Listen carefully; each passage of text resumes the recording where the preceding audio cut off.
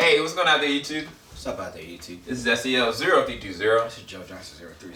So we are back here again for another TV show review, but this is only This is only going through 6 episodes. We're not gonna dissect every single episode, but we're just gonna kind of give you a handout of what we thought about it so far. And what I'm talking about is ERASED. This was actually directed by Tomohiko Ito. Huh? Yeah, the same director from Sword Art Online. Yeah, so we went to some event, I think it was at New York Comic Con or San Diego, I can't remember, but we looked at the trailer for it, and it was like, you got this one man, and something terrible happens, but it reminds him of an event that happened to him in his past. What I didn't guess was going to happen was there's going to be kind of like this sci-fi part of this story arc, because the main character's name is Satoru. Satoru, I think he's an artist, right? He's kind of a tortured soul. He's kind of like really indecisive about himself, and you can tell he's really damaged, but you just don't know why. And even like in a relationship with his mom, who's there, his mom seems like she kind of knows everything about him, but he kind of calls her a witch for whatever stupid reason. But you come to find out that he had something very messed up that happened to him when he was about 10 years old, and something happens. It was like the second episode or the first episode, I believe, that really changes his life forever, just as much as it did 10 years prior. I thought this was actually a really good show so far. I don't know, what do you think about it so far, Joe? Yeah, I mean, disclaimer, you know what I'm saying? Like, before we watched this, I was kind of hesitant because I knew it had to do some type of like murder mystery kind of thing. And, yeah. Like, I'm not used to watching an anime where it's like, or anime series where no one's fighting. Exactly. And all of a sudden, kind of like weird. Like, well, dang, Joe. Like, I'm sorry. That's just what I'm used to. You ain't trying to put it in a box. Yeah, but after watching like 2 episodes, it's still like, this is really good. Yeah. Not in a sense of like just like, because I've seen like murder mysteries, and that's really not my genre, not my style of watching TVs or movies. Yeah. I don't really like that kind of thing. But this is really compelling and really interesting because the way the plot progresses, I haven't seen like a plot progress like this.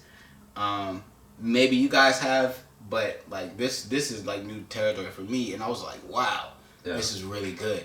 The way they go about telling the story is really good. The way they go about this main character, he's unique in the sense to where he has like a special ability. To revival. He calls revival, where he's able to kind of like jump in time to where it would seem like it's kind of like deja vu, but at the same time it's not. He's reliving a moment, and it's like, and even when he does that, sometimes he might be able to get it wrong.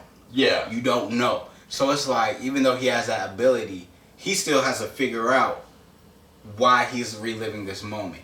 Yeah. And what's out of place. Yeah. And so it's really good. Yeah. It's really good. It's really strange though, because his ability surrounds death, if that makes sense. So it's like, as soon as he recounts something that happened, he has to look for something that's out of place, and then he has to choose to save someone or not. It's kind of like the Flash syndrome. Like Flash, he's got this ability to be able to go back in time, but should he, and what are the ramifications of him doing that? You know, I think the first thing we saw was him in the first episode where he had that revival that happened, and he chose to put his life in danger, you know, to get that person out of the way. And he had a willingness to do that. It's really weird because he's a flawed character, you know, but it's weird because this is the first time his revival worked where he had to go all the way back when he was 10 years old. And the reason why I bring up the death part is like, this is one of the most pivotal moments of death in his life that he didn't remember initially, right? And then he kind of like resurfaced after some time. Yeah. It surrounds this girl by the name of Keigo. Keigo is kind of just like him. She's coming from a really messed up home. Mother is abusing her. She doesn't have a father. I think that's somebody else that's living with her. And, you know, she's kind of an outsider, whereas he was kind of to himself, but he had his own friends, you know. And he decides to choose to make certain adjustments of getting to know her, getting to care about her, and he's stuck in this environment. I think the thing that, like Joe said, like, each episode is very compelling, because for me, I was like, this is uncharted territory. He's never been in this situation before. I don't know that he can even get back. I was like, if I put myself in the same situation, I was like, Would I want to get back into my 10-year-old body to sit there and live out, you know, like, I would never want to do that. Yeah, and not only that, but when you said place yourself in his situation, like, before he goes back, and like, before he has a revival back, like, something crazy happens before, and then he gets to see someone that this tragic thing happens to. He gets to see them, and that would mess me up. Like, I would just have to, like, take a day and be like, oh my god, like, what? But and it's trippy. The reason why I like this is because even though he has this ability, he still has to figure out what's going on. Yeah, like, he knows why revelation happens to him, or revival happens to him, but he doesn't know what exactly is going on. Yeah, you know, he knows, like, when it happens, something bad is about to take place, but he has to figure out what it is. Yeah. So it's dope. And this, I mean, so far in this series, I mean, it's like it's all centered around his life, but there's two plots happening parallel at the same time. Yeah. Or not even at the same time, but they're telling it at the same time, and he's reliving them off and on. So yeah, there's two different. See, that's a whole different thing though, because we think he's reliving it, but it's off charter. It's not the same exact reality. There are certain things that are changing, and then there are certain things that are still in the same motion. So it's like, in your head, you're like, did he really change anything? The only clue that we got is like maybe episode 3 or 4 is he realized that the date was different. Like, so he understood that it wasn't just him reliving it, that he couldn't do anything about it. He can change something. But my whole thing is, I would be conflicted. I would be like, yo, Mom, I need to leave you a note because you're going to die this day. You need to be ready for this. You know what I'm saying? Like, that would be going through my head. Like, I would be like, yo, what's going to happen? No. I'm just saying. I'm just talking about, like, there are certain things that he can do in the past that he can change about his reality in present day. Just like him going into this fire situation. Yeah. Like, there are things that he can do in the past through his revival that can change and alter his reality here. But he's really just focused on trying to save Kaio. You know, and it's funny because he's starting to develop a relationship with her. Like, he's starting to really care about her. It's really conflicting because he's 29 years old. He's living in his 10-year-old body, but he really cares about this girl that never existed, really, you know, for his reality. And it makes it very compelling, really heartwarming. They have a really interesting love story, which is really weird. I don't know, man. I haven't seen anything quite like this. Like, we went through, 5 episodes in one night. I think we went through 6. We went through all 6. Nah, I passed out at 6 and then we just finished 6. You went halfway through 6. I was halfway through. But it was like 2 o'clock in the morning. Like, man, it was like 3/4 through 6. We went through all 6 in one night.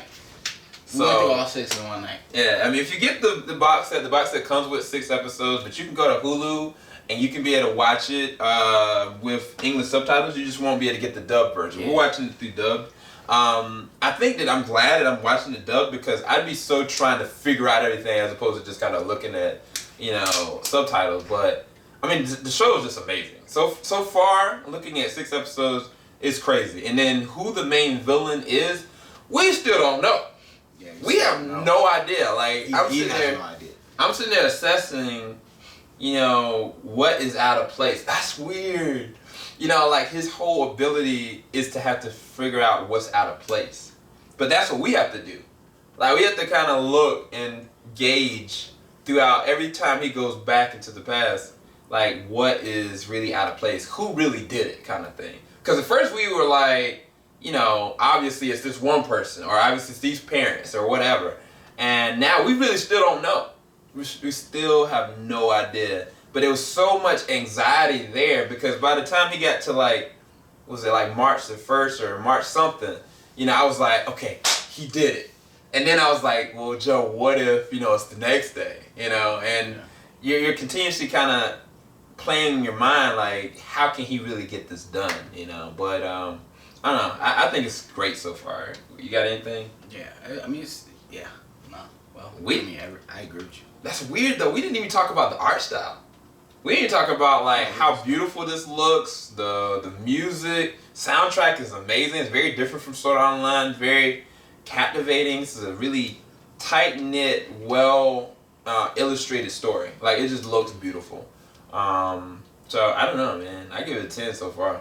Yeah, definitely. So far I'm gonna give it a 10. We're gonna try to start volume 2 in a little bit, but I don't know. Yeah. You got anything else, man? Yep, there it is. If you haven't watched it, you know what I'm saying, definitely want to check it out. Because I know, like, you're probably watching this, so, like, what are they talking about? Like, what events you mean? But you watch it, you'll know what we're saying. If you have watched it, how come you never told us about this earlier? Yeah, no, right? What's wrong with you guys? Gosh. Yeah. You. Nah, but I mean, definitely check it out if you like anime. I know for me, I did say it's not really my style, but I enjoy. For me to enjoy it, it says a lot because I haven't seen any like martial arts fighting in this yet at all, and but I still love it. Yeah. I mean, that's the weird thing about Aniplex, man. Aniplex, they be having these shows, man, that just get you all emotionally messed up, and it's not anything necessarily, physically going on. Like it's these emotional moments that are very captivating. They're able to actually do. But anyway, we'll be back a little bit later on. Maybe when we go through 6 through 12, I guess. I don't know. No, 7 through 12. So anyway, keep it locked. JVS Swing and Stop. Peace, everybody.